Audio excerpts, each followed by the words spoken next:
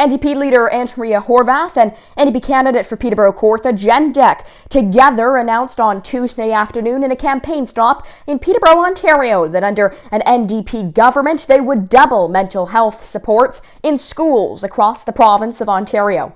In my one-on-one interview with Horwath, we discuss that, as well as why Horwath ultimately believes that this election cycle will be different, why Horwath ultimately believes that Ontarians will put their trust in the NDP this time around. Horwath discusses why she believes it's time for an NDP government. The announcement that you made today, obviously mental health in schools and again just hiring additional mental health staff.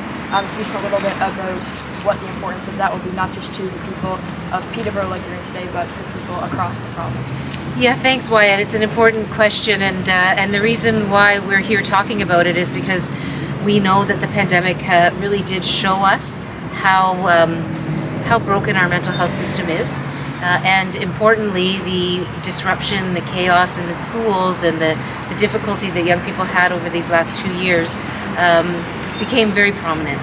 And we've heard from lots of parents, we've heard from lots of young people, the stress, the anxiety, personality changes of kids that parents are noticing. But we also know that the supports never really have been robust enough in our schools in the first place.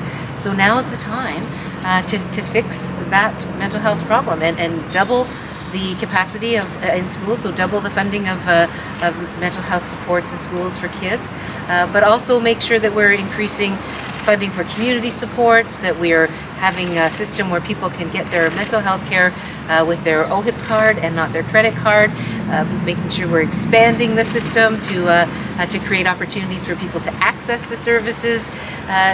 This will be the first universal mental health care plan program when we begin to implement it in all of Canada, and we're pretty proud of it. We know other jurisdictions already do this kind of thing.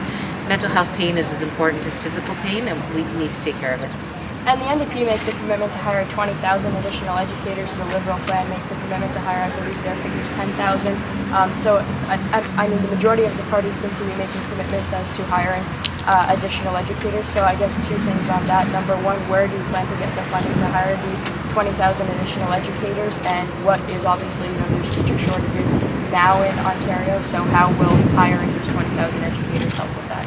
Well, there's a couple of things. I think that first of all, teachers have been treated badly by the Ford government, and they weren't treated all that well by the Liberal government either with Bill 115.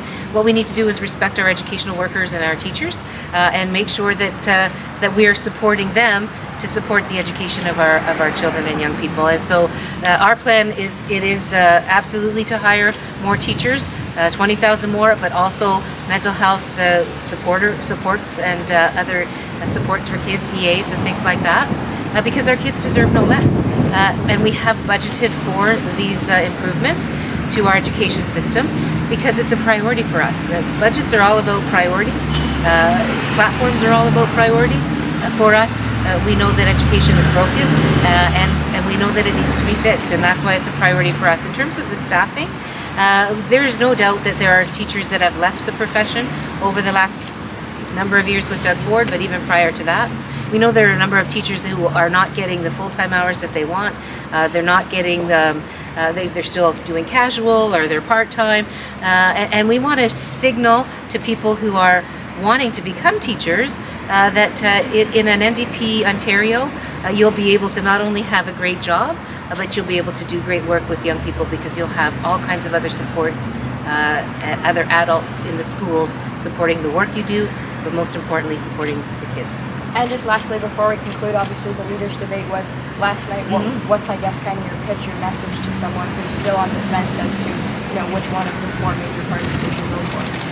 There's a lot at stake in this election, and my message to folks at the debate last night was that you can have hope.